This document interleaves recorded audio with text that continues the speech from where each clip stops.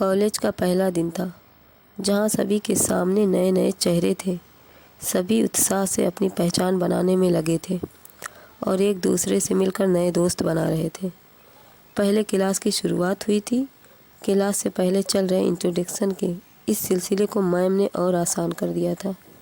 उन्होंने सभी को अपना इंट्रोडक्शन देने को कहा। सभी छात्र एक एक करके अपने बारे में बता रहे थे और इस क्रम में श्रेया ने अपनी बात शुरू की। जैसे ही श्रेया ने अपने बारे में कहना शुरू किया, मानो उसी क्लास में बैठे विराज की आंखें बस उस पर ही टिक गई।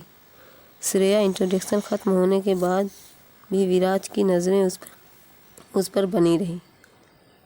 कॉलेज के दूसरे दिन जैसे ही विराज कॉलेज में पहुंचा, उसकी आंखें मात्र श्रेया को ही ढूंढ रही थी। विराज ने हर संभावित तरीके से श्रेया से बातचीत करने का प्रयास किया, पर उसको यह मौका कभी नहीं मिला। यह चक्कर बहुत दिनों तक चलता रहा।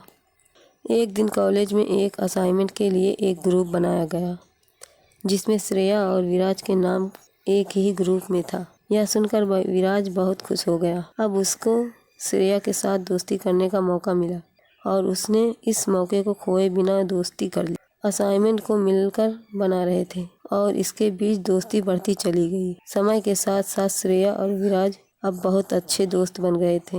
हालांकि इन दोनों की दोस्ती धीरे धीरे और भी गहराई प्राप्त कर रही थी। एक दिन विराज ने मौका देखकर श्रेया को प्रपोज कर दिया। श्रेया ने भी उसको मना नहीं किया, क्योंकि उसके दिल में भी विराज के प्रति एक खास भावना थी। अब वे दोनों दोस्त से अधिक हो चुके थे और इस प्यार भरे संबंध को वे एक दूसरे के साथ जी रहे थे। कॉलेज के बाद भी उनकी मुलाकातें जारी रहीं। पूरे क्लास को अब श्रेया और विराज के प्यार भरे किस्से के बारे में पता